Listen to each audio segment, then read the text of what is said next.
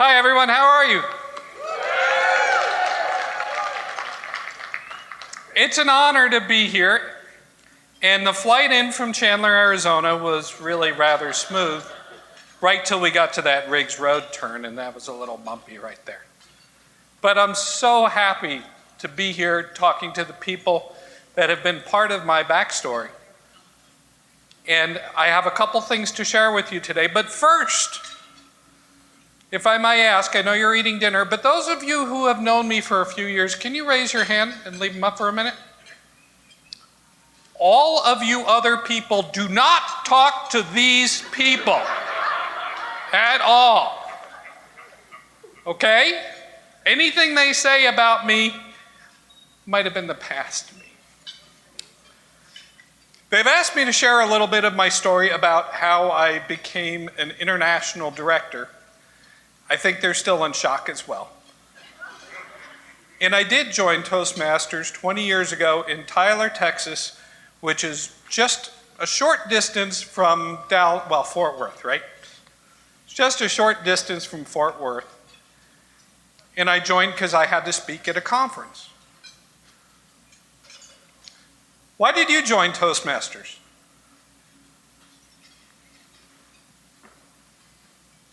Anyone? Interview? Impromptu speaking? You were an introvert, Mike? Yeah. Wow! Did we hear that? Leadership. For leadership, excellent. As I said, I had to speak at a conference, and some of you have heard that story. I went to speak. I practiced in front of my boss, and he told me to go to Toastmasters. And I went, and 30 years later, I'm still here. But 20 years of that time, I was a Toastmaster in a club or a couple clubs and didn't do anything else. So for some of the things I'm going to say tonight, I'm going to start with ground rules. And I want you to understand that everything I say is in the context of family first, career second, and then Toastmasters. So when I tell you to do more, make sure that you're still taking care of your family. Make sure that you're not losing your job because of this. And then, all the rest of your time, I want you to donate to Toastmasters. And I'm one of those people, and for the distinguished Toastmasters in the audience, how many of you became an area director because that's what you had to do to become a distinguished Toastmaster? Right? Hands. It's honest, right? We did it. It's like, oh, I need to do that? All right. Charlene, you're done. You did it. You don't have to still come to this stuff. No.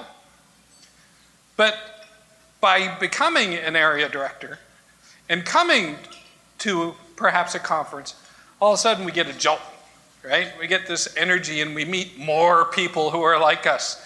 And we find we have more passion for our Toastmasters path than we've ever had before. And we did that. Jan and I raised two lovely kids, and unfortunately we're still raising them. They will not leave the house. But other than that, they're pretty good kids. And I was actually able to spend some more time doing things like area director. And I had a good area director year, and I looked at division director, and I thought, is that right for me or not? And then someone that I liked very much was running for the division that I was interested in, so I said, that's good. And I stepped back for a little while. But 2 years later, I found I wanted to give more. And so I became a division director. And I remember one time standing around with a couple other division directors. Tammy Gallagher was one of them. There was a couple of us. And we're whispering. It's like, who's going to run for the trio? They're like, I don't know. Who do you think is going to run for the trio? I said, whoever it is, it's not going to be me.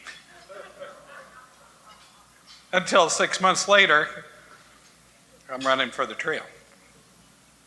And I was lucky enough to win an election that year. And because of a couple different things, I never became a program quality director. I just went directly to the district director position.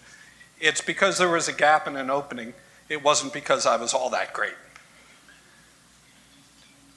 I had a great group of people, left a great leadership legacy. Some of them are still finishing up their leadership now, and we thank them for their service. But I thought I was done. And then I sat back and had a couple years, a year and a half, and I thought to myself, what can I do next? It wasn't really, some people are like, they'll walk up to me and they'll say, I want to be an international director too. It's like, really? What's that feel like? Because I don't know that I ever wanted to be one until I wanted to be one.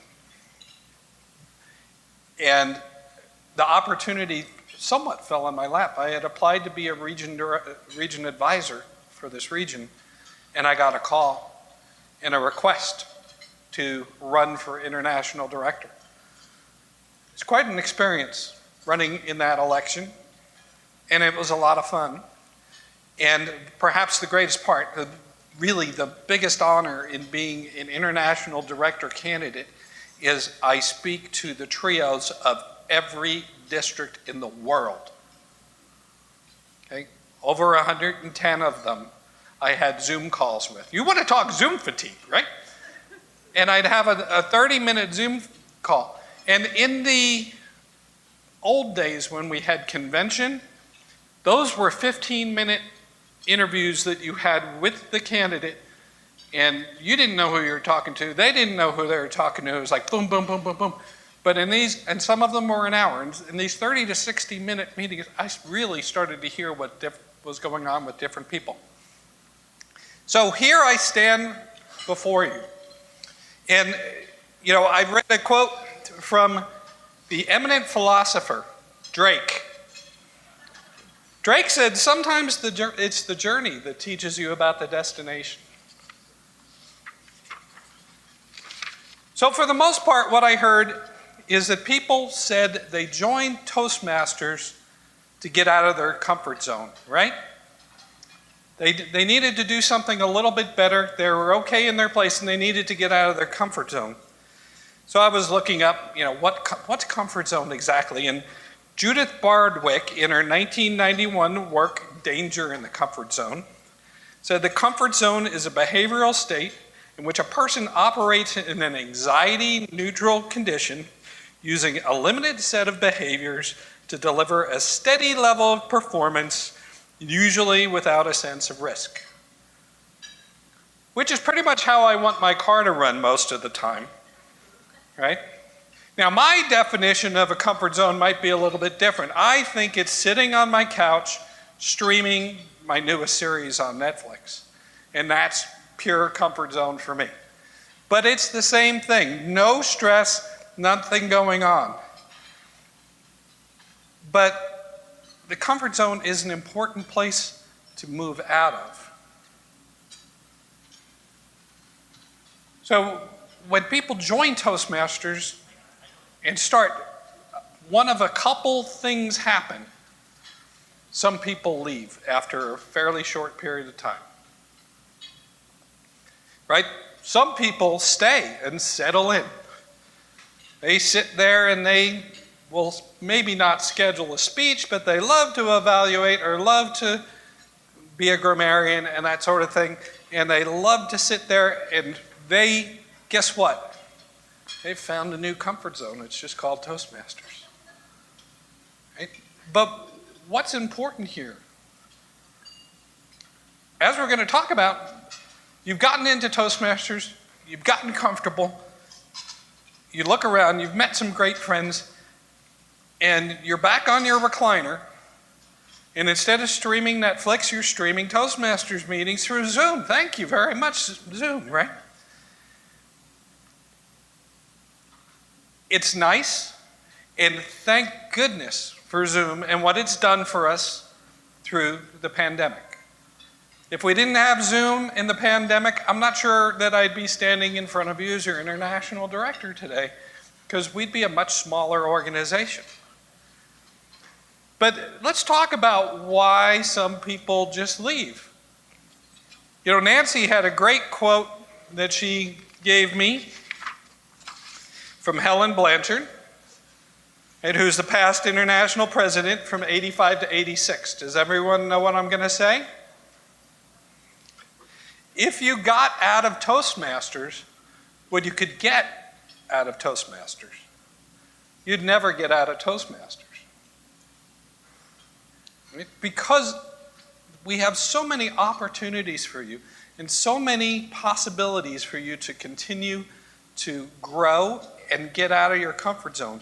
And when we went through this pandemic period, I think people stepped back, right? And if you think about Maslow's hierarchy, everyone know Maslow's hierarchy? That one sound familiar? Well, the top of that pyramid, when the pandemic hit, just got lopped off. Because you were taking care of what I say first, family, right? And career. Those two things you didn't know about from a day-to-day basis at times. And at times we wondered if our lives were threatened. We wondered if our jobs were threatened. And so everyone kind of stepped back a little bit and said, whoa, whoa. And those of us who were in Toastmasters, since that was in our comfort zone, we didn't feel we have to drop it. Now, please now, as we begin to recover out of this long pandemic, or somewhat get used to the different variants and the little waves that we're going to have perhaps for the rest of our lives, it's time to start growing into that hierarchy of needs from Maslow, where no longer are we just looking to feed ourselves and get our job, but we're looking to grow. And I've got to tell you, through COVID, I grew about 20 pounds. It's time to start growing in other areas. All right? Now, how do we do that? Why should I want to do that? I'm really comfortable. Why should I get out of my comfort zone? Well, first of all, we said that it makes you a better person. When we were in Tulsa a couple of weeks ago, Jamie and I, there was this wonderful artist, Richard Height. And Richard did some chalk drawings as he's giving us a tremendous presentation. And I bought one of his prints. And on the bottom of the print, it said, if you limit yourself to what is comfortable, you will deny yourself what is possible. Right? So now we start to look what's outside our comfort zone. And what's out there? It's a little scary, right? You take the chance and you might not be the best anymore. You might be the best evaluator in your club, right?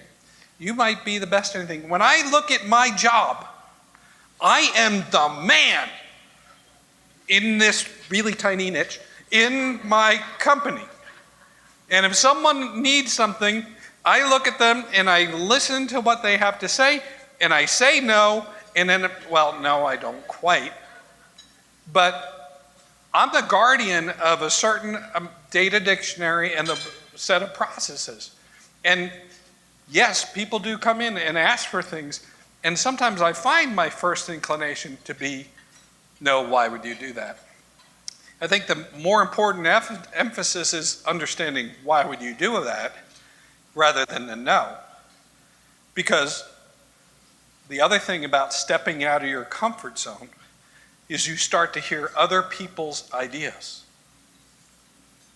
And then as you start implementing those ideas and taking those risks, and finding you're doing things that you never thought you would have done before, what happens to you? You're a stronger person. Right? So, you know, I went into the area director position, and a lot of us know this story. You go into the area director, you go to another club, and you see someone do something different, and you're like, huh? what's that all about? This club does it differently than my club, and my club does it right. And you start to learn that there's other right ways to do things. And then you start working with more people, and you find a bigger room than the room that you're used to. The other thing that happens when you start to stretch your comfort zone is that, well, I said it, I kind of blew it, but you're stretching it. When you're done with this, you've gone from your little circle to a slightly bigger circle. And now you're comfortable in that bigger circle. So what's to do next? Binge watch from the bigger circle? I got a bigger piece of the couch. The dogs can hop up there. There's extra room. They can sit there. No, it's time for you to look for what's your next growth opportunity. Now, this can be stressful, right? I'm not trying to say go try to do it all at once, because we should be growing in small steps, right? Grow a little bit, learn from it. Make a mistake. It's allowed. And let's remember that we, as we look at leaders, we might see leaders make mistakes, but they're not much different than we are. They have faults. They can slip up. It's possible to make a mistake. It doesn't change who you are. It's just part of your journey that you're learning to grow with. So don't fear mistakes. All right, and let's see, I have another quote here. How do I step out of my comfort zone? It's a good one. It's another one of those I see something in you moments. It's say yes. Right? Our first inclination, when you ask someone to help with something, they say, I don't have the time. Right? Or I don't need the hassle. What's that mean? I don't mean that have the time means I'm not even thinking about giving you an answer. I'm just saying no right now. Right? I don't need the hassle means I'm right in the middle of my comfort zone. I don't want to grow. So it's not exactly the way you do it. We were talking in Tulsa, and last year they tried to get people to be area directors by saying, it's easy. You just have to file 2 reports. All right, anyone who's been an area director knows how easy those 2 reports are for starters. All right, and then the second part is, if you're going to do the job well, you're going to do a whole lot more than that. Right? So be honest about it. Say yes. Right? We went to a great presentation a couple weeks ago in Vegas. Bob Iger, the ex-CEO of Disney, was there, and he said that he got to where he was by saying yes to opportunities that stretch. Who wants to run Disney? Nobody's saying yes?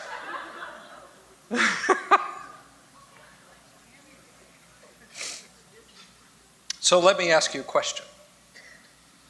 Why are you here? Let's say you won $20 million tomorrow. All right? You won $20 million. Will you quit your job? Yeah. Who said no? The person running Disney, he's making more than that. You quit your job, right? Except for you retired people, you'd like that retired job, right? You'd quit your job. Would you quit Toastmasters? Well, I thought you were doing this to make yourself a better potential employee or something like that. Now, if you found out tomorrow that you had 10 years to live,